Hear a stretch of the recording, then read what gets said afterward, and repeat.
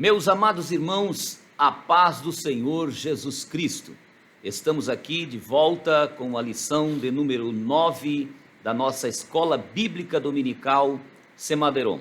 Nós estamos felizes porque Jesus está despertando a cada dia o seu povo para a busca do avivamento. Deus abençoe você, meu irmão, você pastor, você superintendente da Escola Bíblica Dominical, alunos e a nossa convenção, nossa magna convenção aí na direção do pastor Nelson Lutemberg, que nos proporciona essa oportunidade para estar aqui compartilhando com os nossos irmãos as lições, análise, uma discussão aqui entre nós para o melhor andamento da lição no domingo, no momento presencial. Então, esta aula não substitui de modo algum aquele momento presencial que eu tenho que estar com os meus alunos ali na sala, ou como aluno estar ali também estudando e conversando, dialogando com os demais da classe para melhorar o conhecimento de uma forma mais detalhada. Então, Deus abençoe a sua vida. Estou eu aqui e o evangelista irmão Daniel. Hoje não temos aqui hoje a presença do pastor Jormi César. Entretanto, nós temos o livro que ele escreveu, Obra Pentecostal, que trata muito bem desse assunto do avivamento pentecostal no Brasil. Irmão Daniel, nós vamos ler aqui o texto áureo e a nossa verdade prática, e também o texto bíblico básico, a leitura bíblica em classe da nossa lição. Então, eu leio aqui uma parte, o irmão lê outra, vamos fazer isso de forma alternada, para nós, então, termos uma base para a nossa discussão, para a nossa conversa, que teremos aqui na nossa aula de número 9. O texto áureo diz assim: e os que ouviram foram batizados em nome do Senhor Jesus. Impondo-lhes Paulo as mãos, veio sobre eles o Espírito Santo e falavam línguas e profetizavam. Atos capítulo 19, versículos 5 e 6. Verdade prática, irmão Daniel. A verdade prática nos diz: Deus derramou o grande avivamento pentecostal no Brasil. Ele pode avivar mais uma vez o seu povo. Na nossa leitura bíblica, nós temos o registro de Atos capítulo 19, versículo de número 1 até ao versículo de número 7. Diz assim o versículo 1: E sucedeu que, enquanto Apolo estava em Corinto, Paulo, tendo passado por todas as regiões superiores, chegou a Éfeso, e achando ali alguns discípulos, disse-lhes: recebestes vós já o Espírito Santo quando crestes? E eles disseram-lhe: nós nem ainda ouvimos que haja Espírito Santo. Perguntou-lhes então: em que sois batizados? Então, e eles disseram: no batismo de João. Mas Paulo disse: certamente João batizou com o batismo do arrependimento, dizendo ao povo que cresce no que após ele havia de vir, isto é, em Jesus Cristo. E os que ouviram foram batizados em nome do Senhor Jesus. E, impondo-lhes Paulo as mãos, veio sobre eles o Espírito Santo, e falavam línguas e profetizavam. E estes eram ao todo uns 12 varões.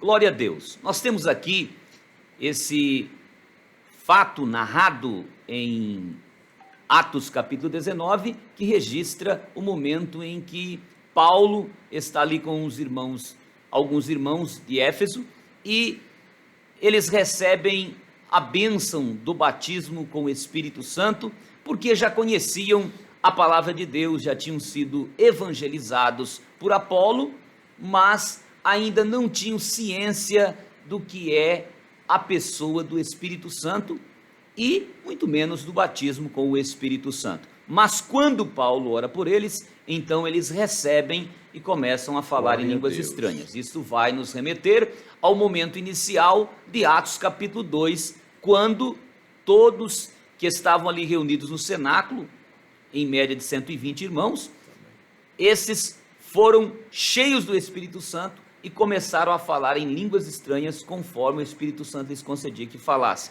E falaram ali 16, 17 línguas de nações diferentes. E foi o início da expansão da igreja, que na sequência vai Filipe para Samaria, prega em Samaria, milagres acontecem, curas divinas, paralíticos andam, mas também não tinham ainda a experiência do Espírito Santo, porque o Espírito Santo tinha se derramado no dia do Pentecoste, e a atuação do Espírito Santo, que aqui no Pentecoste e aqui na era da igreja é diferente daquela que houve no Antigo Testamento, quando o Espírito Santo vinha sobre as pessoas esporadicamente. Agora o Espírito Santo é derramado. Então os crentes de Samaria precisavam também deste avivamento, e foram ali abençoados quando Pedro e João descem até Samaria e oram por eles também. Depois nós encontramos na casa de Cornélio. Na casa de Cornélio também Pedro direcionado pelo Espírito Santo, quando Cornélio, desejoso de algo a mais de Deus, e esse algo dizia respeito à salvação, porque Cornélio era um centurião de Cesareia, mas ele não tinha ainda o conhecimento da salvação, e desejoso jejuou, orou, e Deus então enviou um anjo que lhe direciona a Pedro, e Pedro vai à sua casa, ele reúne um grupo para ouvir a mensagem petrina, ou que Pedro tinha a falar, porque a mensagem de Pedro era do Evangelho de Jesus Cristo, e agora Pedro começa a falar e percebe uma cena extraordinária. Por que extraordinária? Porque estes ali não eram judeus como os daqui de Jerusalém, estes eram gentios, estavam ali na casa de Cornélio e eram um povo separado do grupo de judeus, e na cabeça de muitos a salvação para eles teria um outro teor, haveria um diferencial, mas Deus revela o que sempre quis que o ser humano entendessem. Quando batiza eles com o Espírito Santo, que eles começam a falar em línguas estranhas, Pedro e os que estavam com ele já disse: agora vejo que Deus não faz acepção de pessoas. Para ele, todos são filhos, e todos os que aceitam a salvação recebem os mesmos benefícios que aqueles que são judeus, e que a salvação está aberta a todos. Então, até para Pedro foi uma experiência maravilhosa para que ele pudesse crescer no seu conhecimento de Deus, de maneira que os irmãos que estavam na casa de Cornélio foram cheios do Espírito Santo. Então esta lição está tratando sobre esse avivamento, irmão Daniel, que veio desde os dias do Novo Testamento, desde Atos dos Apóstolos capítulo 2, Exato. E veio percorrendo a história da humanidade. Na aula passada nós estudamos sobre o avivamento no mundo, desde Inácio, Irineu, Tertuliano, sim, e aí vem seguindo, e entra pela Idade Média, vem por João Rus, vem com Jerônimo Savonarola, vem seguindo com Lutero, e depois, e na sequência ali na época de Lutero, inúmeros irmãos, houve avivamento calvinista, anglicanista, e aí houve inúmeros avivamentos, e mais precisamente estudamos na lição passada, no século 18 e 19, ou seja, do ano 1700 em diante, quando nasce ali em 1703 o bom John Wesley, nasce em 1700 o Zinzendorf, e na sequência vem esses grandes avivamentos. Aí chega aqui no país de Gales, em 1904, com o nosso irmão Eval Roberts, e isso, dali esse avivamento de Roberts passa aí pela China, pela Índia, pela Coreia, pela Suécia, pelos Estados Unidos, e ali na rua Azusa nós temos um grande movimento com o Seymour, que Deus abençoou, que a Rua Azusa foi tomada pelo poder de Deus e línguas estranhas aconteceram de forma extraordinária ali naquele local, e dali então veio para o Brasil. Irmão Daniel, sobre esse movimento pentecostal, essa saída aí dessas regiões da Suécia, dos Estados Unidos, vindo aqui para o Brasil, o que o irmão tem a dizer sobre Daniel Berg, Gunnar Wingren, e até sobre essa obra pentecostal no Brasil? O irmão pode falar, vamos falando aqui livremente, e nós temos aqui no nosso primeiro ponto, o movimento de Atos se repete no Brasil. Então, essa repetição do movimento de Atos aqui também no Brasil. Pastor Iseu, nobres ouvintes da EBD Semaderon, é uma honra, um privilégio poder estar aqui para juntos comentarmos este assunto tão importante para nossas vidas. Ainda bem que Deus enviou os missionários Daniel Berg e Gunnar Wingren, os pioneiros deste movimento, pastor Iseu, pentecostal no Brasil. Agora, é interessante nós voltarmos um pouquinho na leitura a qual fizemos hoje, Atos dos Apóstolos, capítulo de número 19, e a leitura está ali do versículo 1 a 7, nós vamos entender que Paulo, ele sabia que aqueles irmãos ali de Éfeso já tinham ouvido falar, já tinham ouvido a mensagem acerca do arrependimento pregada por João Batista.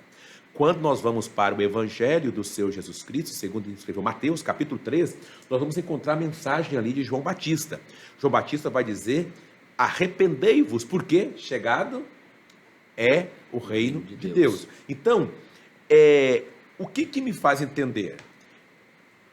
Antes, nós já falamos isso aqui em outras lições, para que aconteça o avivamento, é preciso também que haja no coração das pessoas o arrependimento.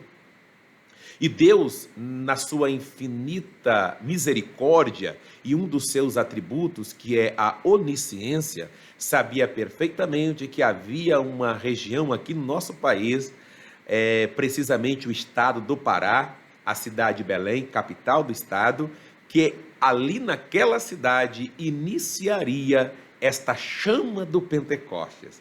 E Deus assim revela para esses missionários, revela então para Gunnar Wingren e também para Daniel, que ele deveria vir ao Brasil. Então, quando falamos de arrependimento, essas pessoas precisavam se arrepender. Vejamos, arrependimento é mudar de direção, mudar de pensamento, e é Deus quem nos ajuda a chegar a esse verdadeiro arrependimento. E a lição vai dizer: o movimento de Atos se repete no Brasil. Que ótimo!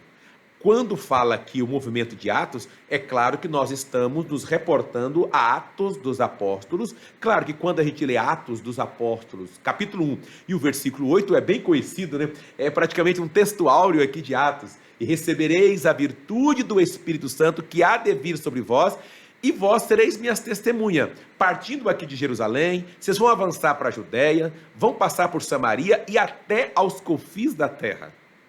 E Deus, na sua presciência, de fato, ele não só sabia, como ele já sabe de hoje. Então, a chegada do movimento pentecostal ao Brasil, a República Federativa do Brasil, eles aportaram ali em Pará no dia 19 de novembro de 1910.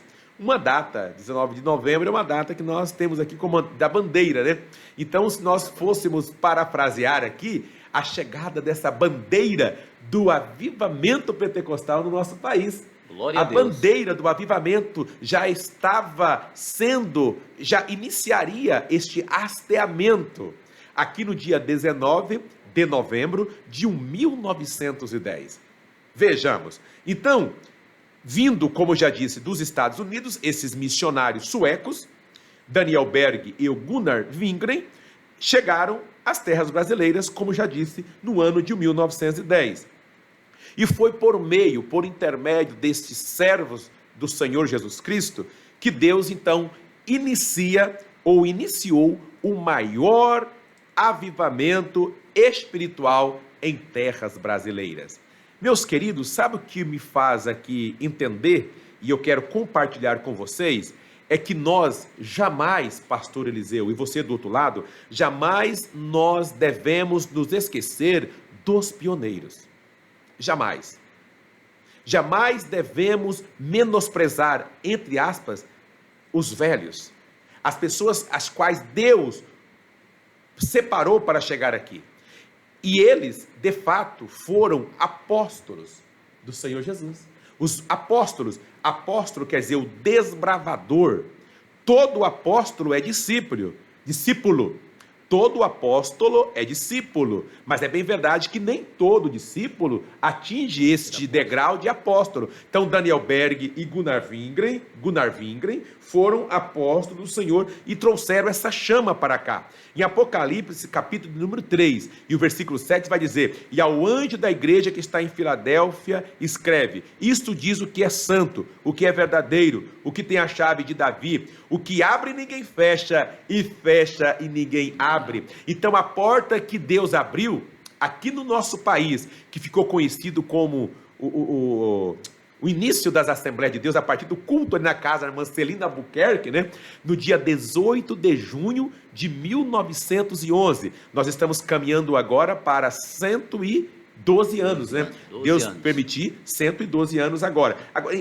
No próximo dia 18 de junho. O interessante, por que eles vieram para cá? Porque Deus, por intermédio de Jesus, comprou quem?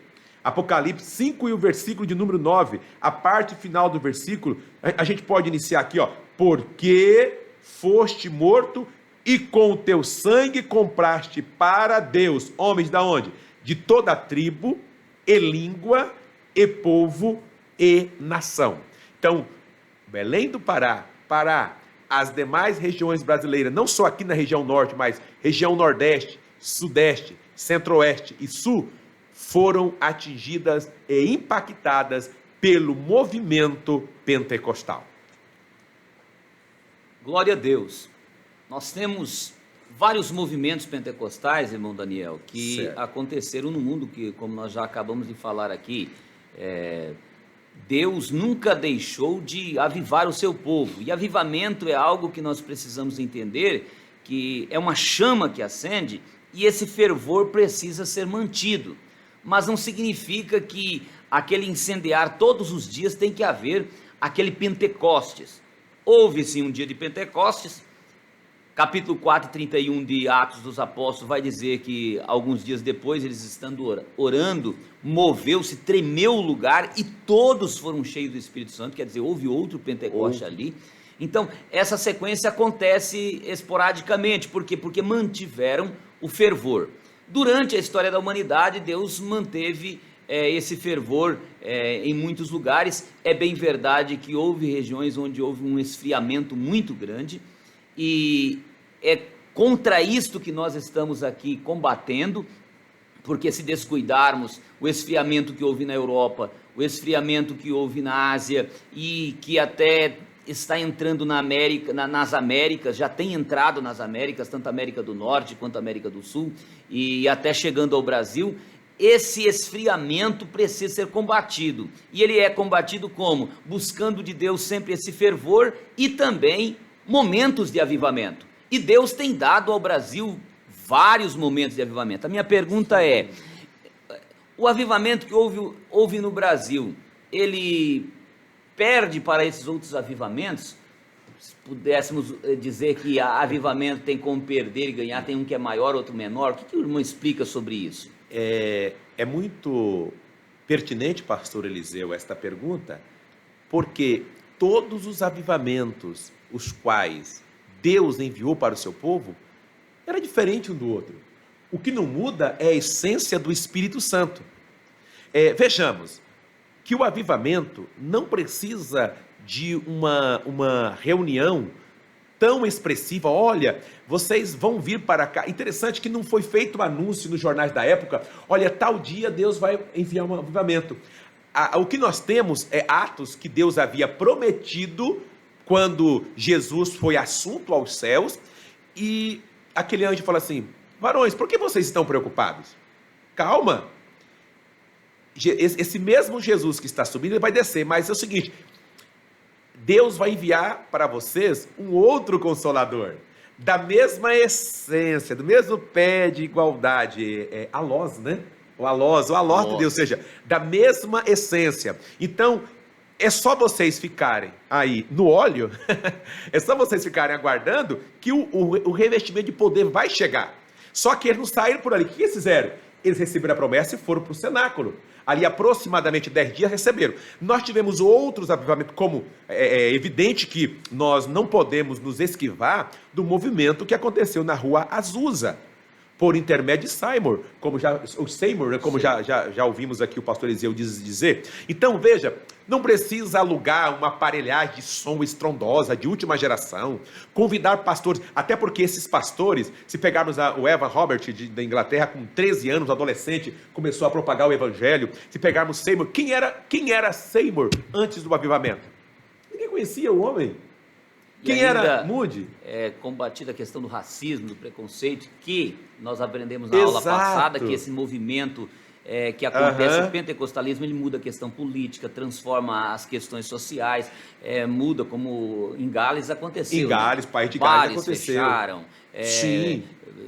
discotecas, até os jogadores, torcedores, não conseguiram ir, não tinha muito anseio pelos jogos, porque preferiam ir para a igreja para orar, e os torcedores também. Então, nos tribunais houve muita diminuição dos julgamentos, e houve casos de policiais da área da segurança pública, de eles irem ensaiar música para poder se ocupar nos seus cargos, porque não tinha muito serviço a fazer. Então, o avivamento traz isso.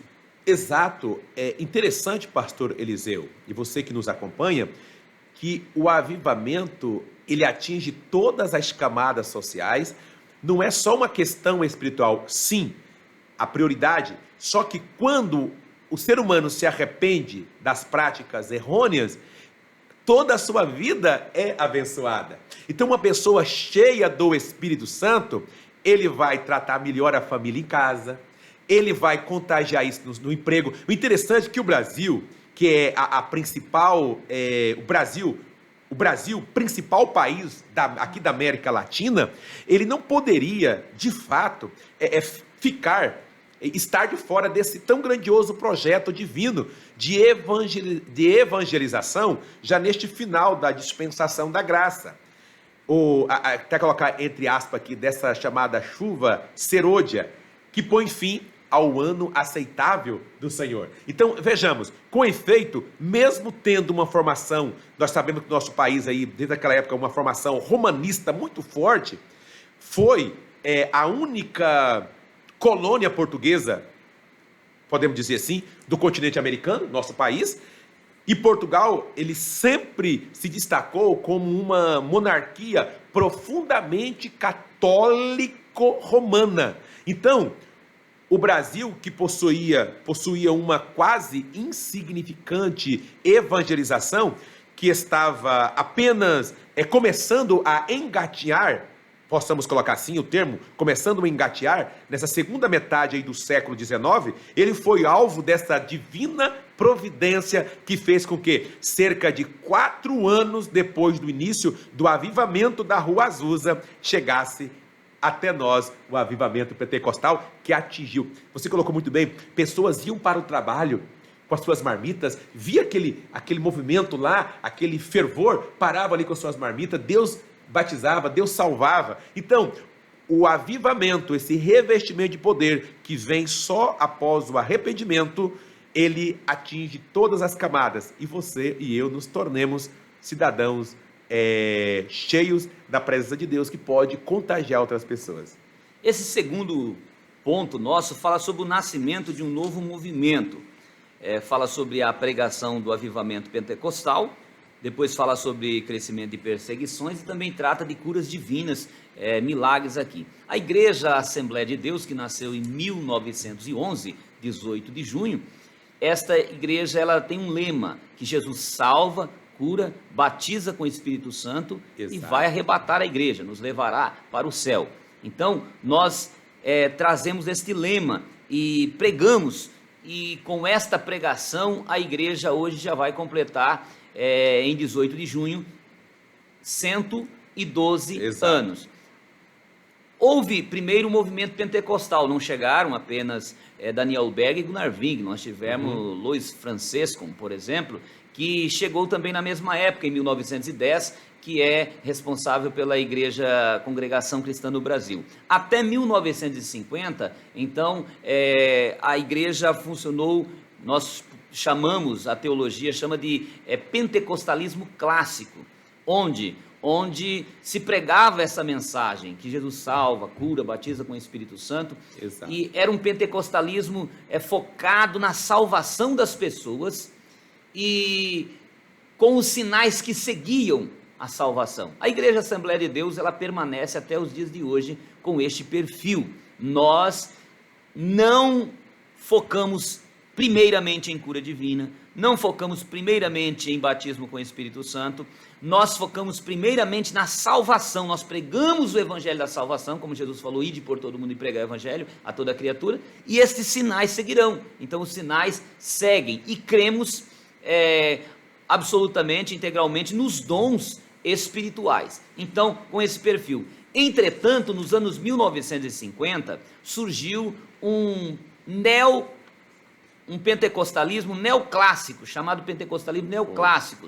Quais igrejas atuavam nessa época? Nós temos a Quadrangular, Pentecostal Brasil para Cristo, Casa da Bênção, Deus é Amor. Essas igrejas, elas surgiram principalmente focadas na cura divina, porque Jesus cura. Então, como sempre houve muitas pessoas necessitadas de um milagre, de saúde, especialmente em épocas em que o Brasil estava economicamente ainda em graus inferiores, piores do que nós vivemos hoje, então a necessidade era muito grande. Quando o milagre acontecia, as pessoas, admiradas pelo poder de Deus, acabavam sendo atraídas pelo Evangelho. É errado? Não significa isso, mas foram movimentos que surgiram e que utilizaram esse tipo de mensagem para anunciar Jesus Cristo e ganhar pessoas para Cristo. Então, até o ano de 1970, esses movimentos foram muito fortes, muitas pessoas foram arrebanhadas para Cristo a partir desta mensagem. Mas a Assembleia de Deus continuou pregando a sua mensagem neste perfil que aprendemos e que a Bíblia nos ensina e que nós entendemos pela palavra de Deus que deve ser assim. Depois, nos anos 1970 em diante, surgiram outros movimentos que damos o nome, se resume no movimento neopentecostal, que são várias igrejas também que estão nesse movimento. A Igreja da Nova Vida, a Igreja Universal do Reino de Deus, Igreja Internacional da Graça, Igreja Cristo Vive, Comunidade Evangélica Sara Nossa Terra, Comunidade da Graça, Igreja Renascer em Cristo e a Igreja Mundial do Poder de Deus. Então isso, a partir dos anos já 1960, começou a se manifestar, mas nos anos 1970 é que explodiu-se com a Igreja Universal, que em 1977 toma espaço e então cresce muitíssimo. Entretanto, há algo impressionante, por exemplo, dados do IBGE vão dizer que essas igrejas não conseguiram crescer em número de pessoas, até que financeiramente, economicamente cresceram muito, mas em número de pessoas há estatísticas que perderam membros. As estatísticas do IBGE dizem que do ano 2000 até o ano 2010 houve perdas de número de membros em muitas destas igrejas, enquanto a Igreja Assembleia de Deus, ela ganhou do ano 2000 ao ano 2010 4 milhões de membros. Então é impressionante porque esse movimento, que diferença há entre uma coisa e outra? Porque um movimento que propagou tanto pela televisão não conseguiu atingir um grande crescimento. A resposta está na seguinte afirmativa: a Igreja Assembleia de Deus, ela trabalha pessoalmente, no lar, nas casas, nas ruas, e não somente pela mídia. Aliás, a mídia é um recurso a mais que apenas serve de subsídio e não como, podemos dizer, carro-chefe de conduzir o Evangelho. O Evangelho tem que ser pregado como Jesus ensinou, pessoalmente, nas reuniões ali, presenciais, de uma forma direta, para que as pessoas sintam que somos unidos, cumprindo aquilo que Jesus ensina, dizendo que precisamos participar do pão, do cálice, unidos. Temos alguém para levar nossos dízimos, nossas ofertas, está ali a casa do tesouro, mas também quando eu preciso de algo, que estou necessitado, eu posso contar aos santos as minhas necessidades, como diz a Bíblia em Romanos, e então a igreja também pode socorrer-nos. Isto fez com que esse perfil do pentecostalismo clássico crescesse, de maneira que esse movimento está aí. Mas nós temos alguns problemas que surgiram, irmão Daniel, aqui no pentecostalismo clássico, e o irmão Israel de Araújo, e até está no livro aqui, Obra Pentecostal do nosso pastor Jormi César, certo. E eu quero ler aqui a parte em que ele escreve assim: Israel Araújo, em O Mensageiro da Paz, 1478, escrevendo sobre as principais tentações do pentecostalismo clássico, que é o nosso pentecostalismo, destacou o fenômeno da adoração louca, o que ele chamou de supostos cultos pentecostais, mais conhecidos sob as esdrúxulas expressões reteté, repleplé, e em que as pessoas marcham, pulam, contorcem, caem, riem, berram, ficam rodopiando para lá e para cá num verdadeiro reboliço. Segundo o artigo, esses cultos ultrapassam os limites da meninice e muitas vezes são para a expressão de carnalidade e falta do temor a Deus. Evangelista irmão Daniel, o que você vê desses movimentos? O que o irmão tem a dizer sobre esses movimentos terem ocorrido e às vezes, por vezes, ainda acontecem no seio de nossa igreja? Claro que isso não geral, porque nós estamos combatendo o tempo todo e estamos falando aqui exatamente para combater mais, porque sempre existe esse tipo de coisa. O que o irmão tem a dizer para nós? Vejamos, nós aqui, por vezes, citamos o termo pentecostalismo. Pentecostalismo, que vem de Pentecostes. Pentecostes, uma das 3 maiores festas celebradas pelo povo judeu, né? Nós tínhamos lá a Páscoa, que eu acho que fica em segundo, né? Primeiro Pentecostes. Então, o termo pentecostalismo deriva da experiência do dia de Pentecostes, conforme Lucas ele registrou lá em Atos capítulo 2. Então, pentecostalismo deriva de Pentecostes, quando o Espírito Santo desceu sobre os discípulos de Cristo num cenáculo lá de Jerusalém. Então, o pentecostalismo, ele é definido como um movimento religioso com ênfase na espiritualidade e que saiu do protestantismo tradicional. O que nós estamos levando aqui até você é que a Igreja Evangélica, a Assembleia de Deus e todas as demais, podemos colocar no plural, as Assembleias de Deus no Brasil, que tiveram esta oportunidade de ter essa ramificação ligada a esse movimento, não cometem. Pode acontecer de algum membro fazer isso, praticar a meninice, pode. Quando a pessoa sai da presença de Deus, ao invés de Deus usar essa pessoa quer usar. Então ela começa a praticar aquilo que Deus condena, que Deus abomina. Então vejamos, todos estes termos, estes vocábulos, os quais o pastor Eliseu aqui citou, não prosperaram. Veja que não prosperou.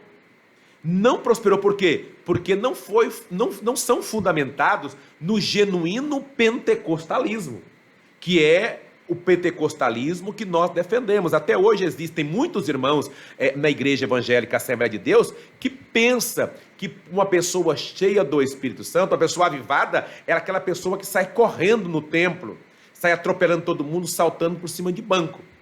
Deus pode usar a pessoa de forma diferente, mas uma pessoa avivada, ela é uma pessoa que está constantemente cheia do Espírito Santo e isso invade a sua vida também social. Quer um exemplo? Uma pessoa cheia do Espírito Santo, ela honra com a palavra dela. Uma pessoa cheia do Espírito Santo, ela honra com seus compromissos. Ela compra e paga. Ah, mas o ímpio também pode fazer. Sim, mas a pessoa cheia do Espírito Santo, ela vai além. A sua vida contagia outras pessoas. Ela sabe para onde está caminhando.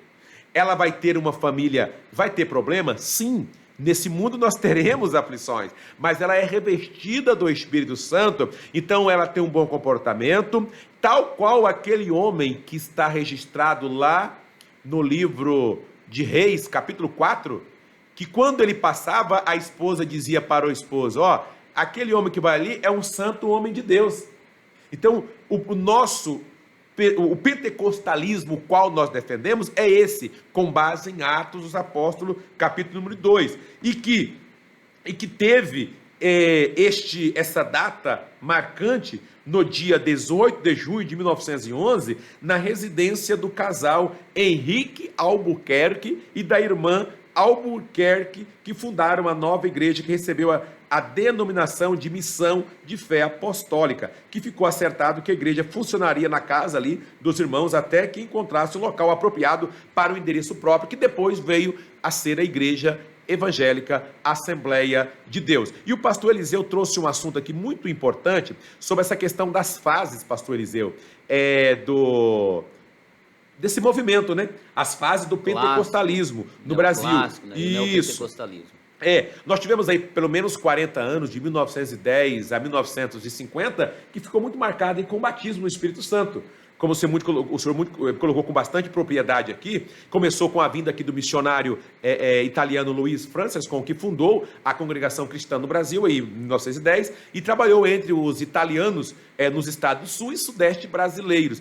E com Daniel Berg e Gunnar Wingren, que fundaram a Assembleia de Deus em 1911 nos estados do Norte e Nordeste. Agora, o interessante é que depois nós tivemos a segunda fase, como o senhor disse, de 1950 a 1970, que ficou marcado aí justamente com essa questão da cura divina.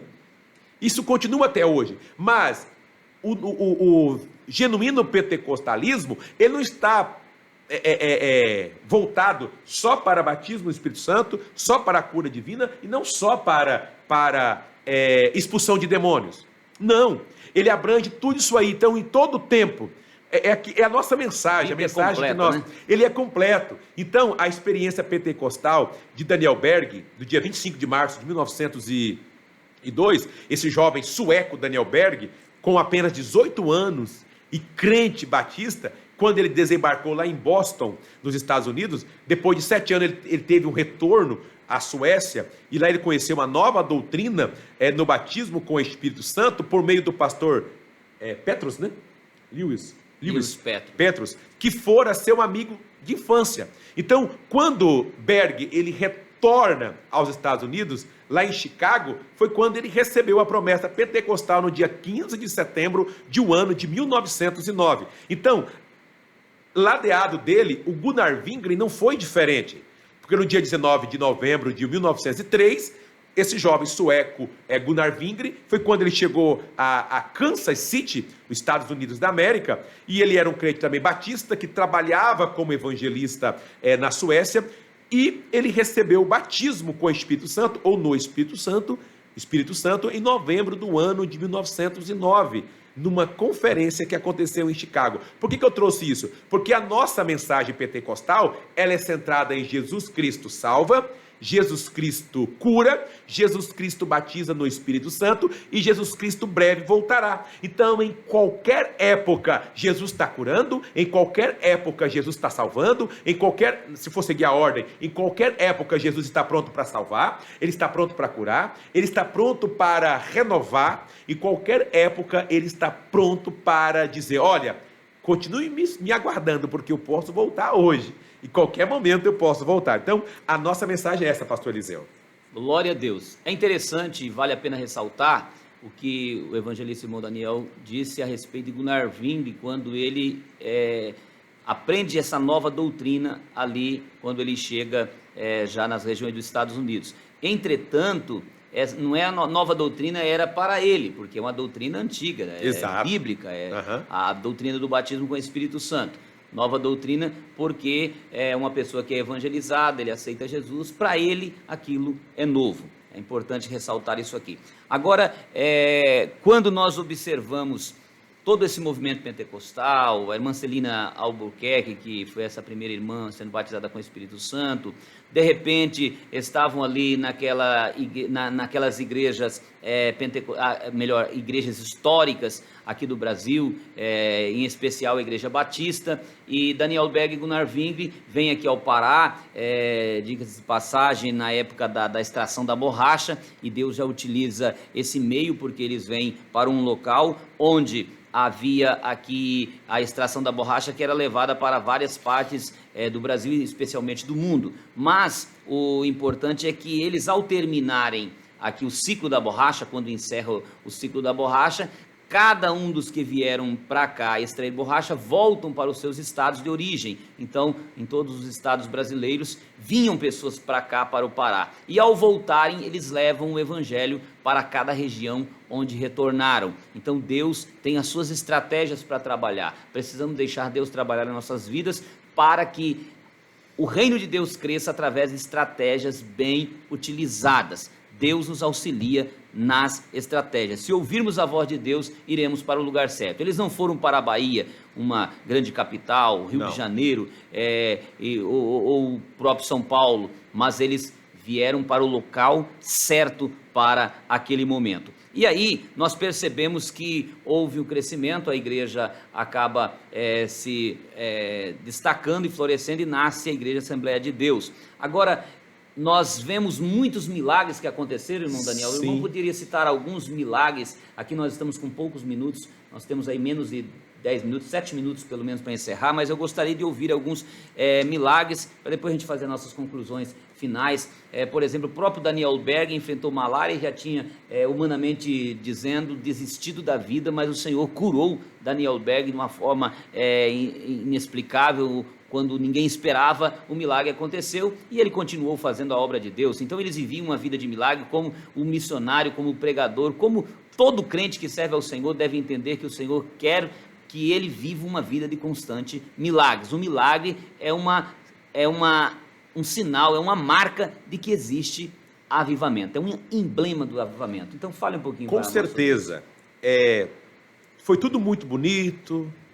Que bênção, Deus enviou Daniel Berg e Gunnar Wingre para cá. Saíram de um país de primeiro mundo, ou de países de primeiro mundo, chega aqui e encontra pessoas doentes, pessoas simples, um paradoxo de onde eles saíram e de onde agora eles estão, um contraste muito grande. Foram perseguidos, teve um momento que a irmã Celina até se jogou na frente de um meliante que queria cometer um crime contra, né, um dos missionários, e daí Deus deu esse livramento.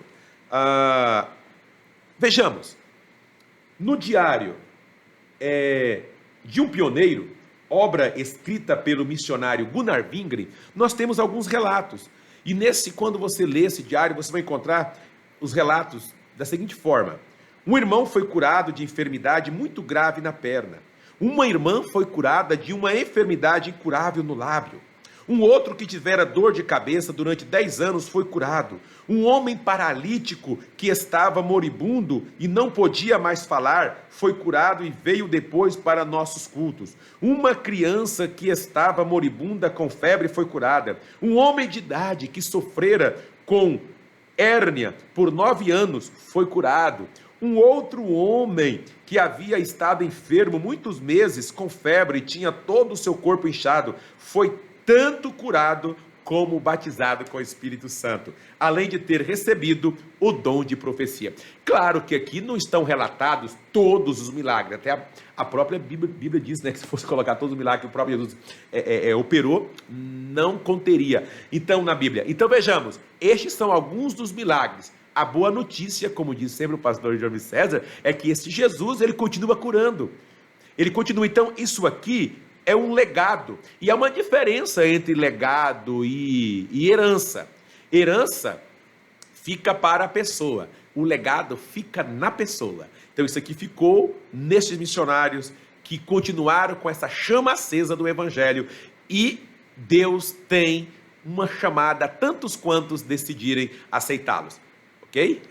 Nós temos dezenas de nomes de irmãos que auxiliaram na Assembleia de Deus, dezenas iniciais, depois viraram centenas e milhares. Então, podemos dizer que o maior milagre foi a salvação de vidas e essa expansão do reino de Deus. Não há local, não há cidade no Brasil aí que não tenha Assembleia de Deus, né? Eu não, pelo menos não sei, se houver, pode ser que exista alguns pequenos vilarejos que ainda não tenha, mas não conheço nenhum vilarejo aí que não tenha um crente assembleiano. Mas o certo é que as grandes cidades, pequenas cidades, foram alcançadas por esse evangelho pregado a partir desses dois missionários, que é importante sabermos, foram eles usados por Deus, mas não eram super-homens, eram homens como nós mesmos. Exato. E alguns que deram sequência ao trabalho deles, provavelmente, quando nós observamos os andamentos, trabalharam até mais do que eles, mas não é importante a pessoa, importante é a obra de Deus que foi feita e que começou com esses dois homens que Deus utilizou. Se pudéssemos falar, ou se o tempo nos permitisse, estivéssemos em um momento para isso, então teríamos que listar aqui centenas de nomes de homens e mulheres que foram extraordinários nessa história da Igreja Assembleia de Deus no Brasil e do avivamento pentecostal no Brasil. Agora, aqui no nosso terceiro ponto, irmão Daniel, eu gostaria que o irmão explicasse para nós aqui, e eu já dei um toque, e aí nós vamos encerrar, o irmão já pode dar as suas palavras finais também, sobre a questão do evangelismo, um modelo centrífugo, porque nós temos, eu disse, aquela pregação pela mídia. Hoje nós estamos muito preocupados, tem pessoas que se preparam, ensaiam, canta, orquestra, vocal, círculo de oração, as crianças, adolescentes cantam, ensaiam, se preparam e de repente ali entre quatro paredes apresentam o seu culto. Isso é uma maravilha, é maravilhoso apresentar, temos que apresentar bem mesmo, temos que ensaiar, temos que nos preparar para oferecer o melhor para Deus, mas no sentido de ganhar almas, o que o irmão tem a dizer para nós sobre esse modelo centrífugo? Pastor Eliseu, o dono da obra é o Senhor, e Ele deu a vida por nós. A pessoa aceitou a Cristo, todos os seus problemas serão resolvidos, de forma alguma. Ele terá um ajudador para enfrentar estes problemas. Eu sei que o nosso tempo está já esgotando, mas só voltando, porque olha só a dificuldade de Gunnar Wingren e de Daniel Berg, que os primeiros batismos aqui no Pará, região norte, somos privilegiados na nossa região, né? Então, os primeiros batismos no Pará foram feitos todos em segredo, geralmente às 11 horas da noite, pois não tinham nem igrejas, nem tanques de batismos. Perseguição, olha a perseguição. E eu citei anteriormente que no batismo, aconteceu um batismo à beira-mar e os inimigos cercaram o local e quiseram impedir a realização deste batismo. E um deles sacou de um punhal e investiu contra o Wingren, contra Gunnar Wingren. E foi nessa hora que a irmã Celina jogou-se na frente e impediu o crime. Então, e o batismo foi realizado sob ameaças e ao término, todos molhados, saíram às pressas sem trocar de roupas. Foram muitos os inimigos. Em Mosqueiro, no interior, a casa onde pregavam foi apedrejada. Tiveram que fugir acossados por cães de caça, mas Deus poderosamente os livrou. Então, veja, por que eu estou falando isso? Para chegar aqui nesse modelo centrífugo, porque não é ficar em casa esperando as pessoas virem, não. O movimento espiritual, ele fez com que a igreja no Brasil buscasse um modelo de crescimento, e esse modelo recebe o nome de modelo centrífugo, ou seja, o modelo de dentro para fora. Não ficou ali, veja, Daniel Berg e Gunnar Wingren saíram de grandes metrópoles e vieram aqui para o Pará, para o interior do nosso país. Então, claro que eles vieram para Belém, que era a capital, mas mesmo assim, não tinham os recursos que nós temos hoje. Então, esse avivamento espiritual fez com que a Assembleia de Deus no Brasil buscasse realizar um modelo de crescimento centrífugo, ou seja, um modelo de dentro para fora. Então, o modelo centrífugo fala desse modelo do centro para a periferia. Lembra de Marcos? Marcos 16 e 15? Ide por todo mundo, pregar o evangelho a toda criatura. Modelo centrífugo. Eu tenho que ir. Eu não posso ficar só em Jerusalém. Eu não posso me estacionar em Judeia. Não posso estacionar em Samaria. Mas eu preciso ir até os confins da terra. Então, esse é o movimento onde os pentecostais iniciam o seu trabalho no pequeno salão, numa casa, num salão alugado, como foi na Rua Azusa. Então iniciaram ali numa cidade, começaram a evangelizar pelas ruas, pelas casas, pelas escolas, pelos comércios, pelos hospitais, e o trabalho cresce. E depois procuram um lugar mais amplo, um local amplo, para atender ao crescimento. Então, esse é o modelo centrífugo, não ficar apenas ali enclausurado entre quatro paredes, que é o diferente daquele movimento lá dos reformadores, que quando Daniel Berg e Gunnar Wingren chegaram aqui, enfrentaram as igrejas, igrejas reformadas, Isso.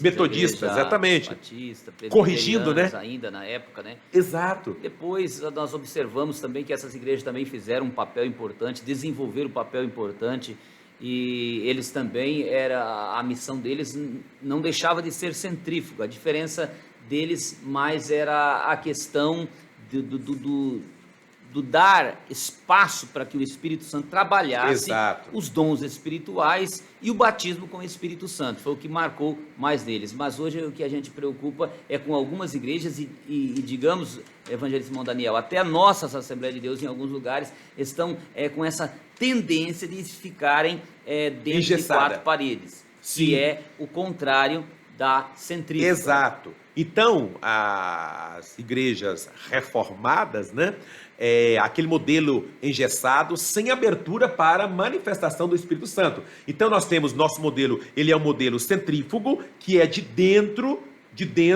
para fora, do centro para a periferia, que diferencia muito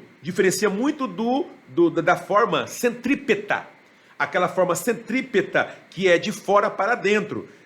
Ou seja, não sai para buscar as almas lá fora, onde os pecadores estão. E ainda, interessante, pastor Eliseu, e ainda aquelas, mesmo pentecostais, ou também denominadas de neopentecostais, que procuram crescer, ou melhor, não é crescer, é inchar.